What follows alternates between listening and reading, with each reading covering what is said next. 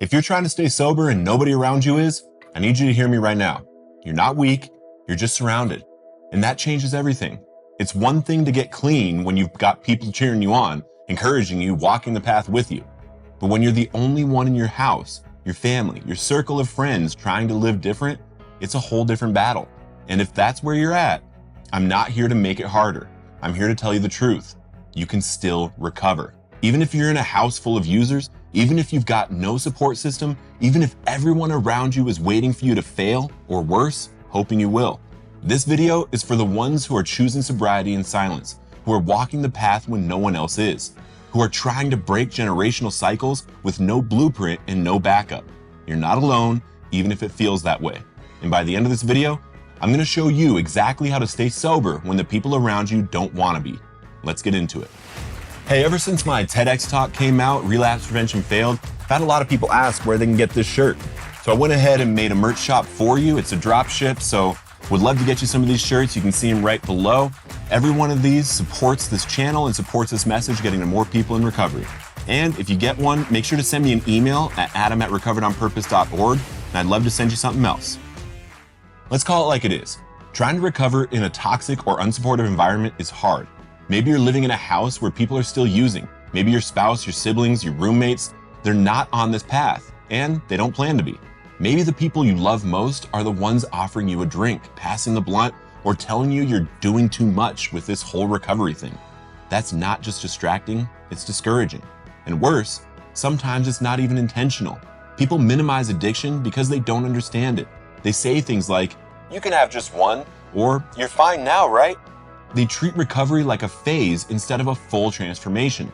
And if you're not grounded, it's easy to start questioning yourself. Then there's the emotional side, the guilt of outgrowing people you care about, the tension of trying to live different without making others feel judged. You start carrying the pressure of keeping them comfortable while trying to stay sober. And that's a recipe for relapse. But here's what I want you to know.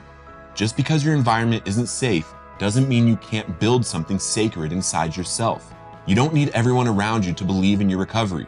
You need to believe in it and protect it like your life depends on it, because it does. You're not crazy, you're not dramatic, you're just in a tough spot, but you're tougher. And your breakthrough won't be because of who supported you, it'll be because you chose to heal anyway. There's this unspoken belief that if you're isolated, you're eventually going to relapse. And while isolation can be dangerous, it doesn't have to be a death sentence for your recovery. You can be surrounded by people and still be spiritually empty.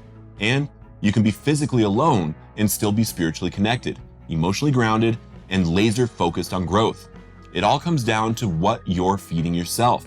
When I was early in recovery, there were stretches where I felt completely alone. Even when I was going to meetings every day, I didn't always feel understood. I didn't have a recovery crew yet, but I learned something powerful in that season. Silence can be sacred when you fill it with the right stuff. Podcasts, prayers, journaling, the big book, worship music, recovery literature, talking to God out loud in my car like a lunatic. All of it kept me anchored when no one else was checking in.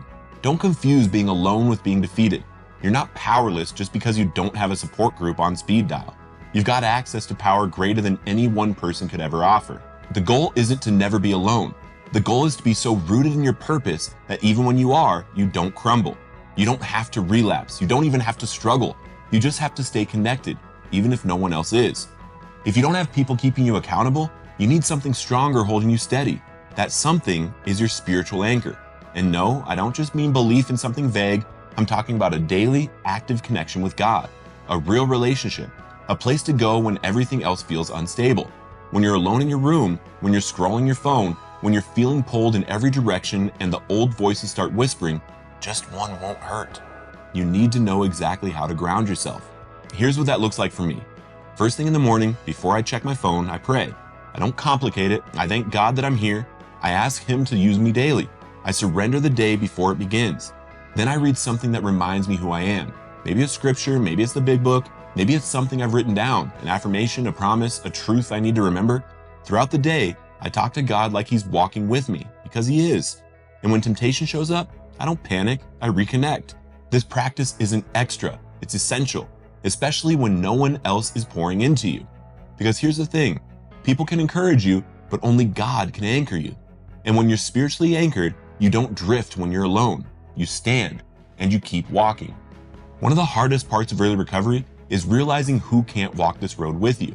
Sometimes it's the people you love the most, the ones you thought would show up, who don't, the ones who say all the right things but never actually change, the ones who claim they support you while still using around you. And it hurts. Let's not pretend like it doesn't. It can feel like betrayal, disappointment, abandonment, but it's also part of the process.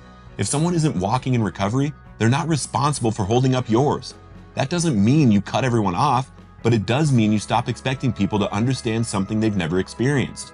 I used to get so frustrated that people close to me weren't cheering me on or helping me stay accountable. Then one day it hit me. It's not their job, it's mine. You can love people without leaning on them. You can forgive people without inviting them back into your inner circle. And you can let go of the fantasy that everyone's going to support your healing journey just because they should. When you release that pressure, something shifts. You stop waiting on others to validate your growth, and you start walking in it yourself.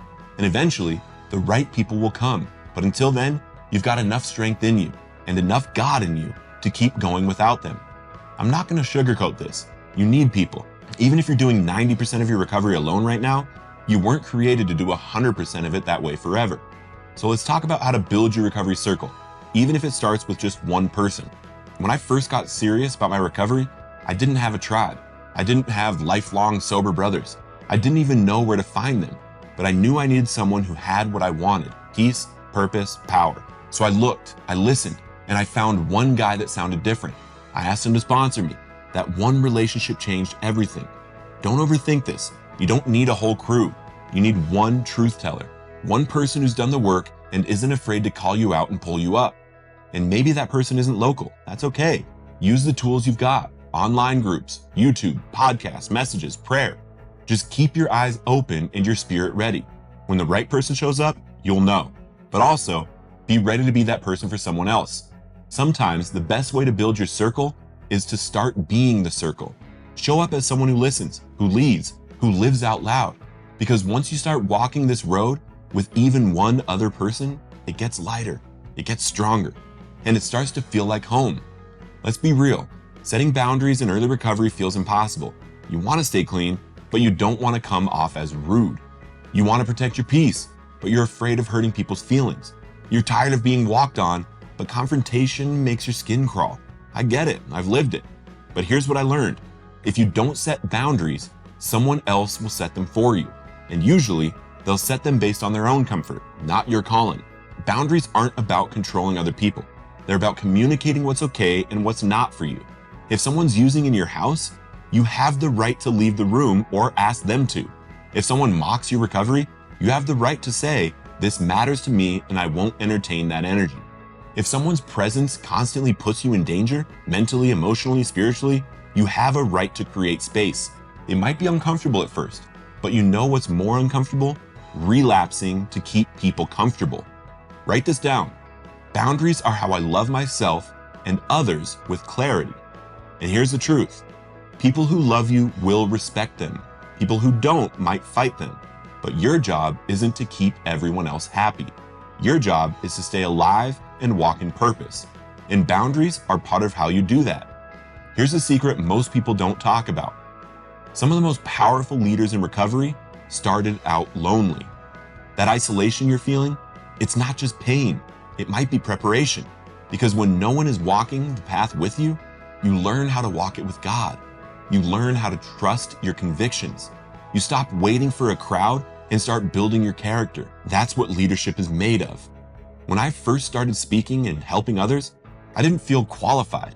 I wasn't surrounded by some dream team. I was just one man who had recovered and knew I couldn't stay quiet anymore. And that's the moment I went from feeling alone to leading from alignment. Leadership doesn't mean having a microphone. It means having the courage to live your truth out loud, especially when no one else is around you. So if you feel like you're the only one trying to do this the right way, maybe you're not being punished. Maybe you're being positioned. Not everyone is meant to understand you. Not everyone is meant to walk with you. But that doesn't mean you walk less boldly. You've been called to walk different so others can see that it's possible. And one day, someone's going to say, "I stayed sober because you showed me how to." Lead now so they can walk later. If you're still watching this video, it means something inside of you is ready to rise. even if everything around you is trying to pull you down. So here's what I want you to do right now. Drop a comment and tell me where you're at. Are you walking the road alone? Are you in a house where no one supports your sobriety? Or maybe you've been doing this without a crew for a long time and you've figured some things out. Share it. Let someone else know they're not in this alone. And if you're ready to stop doing this alone, connect.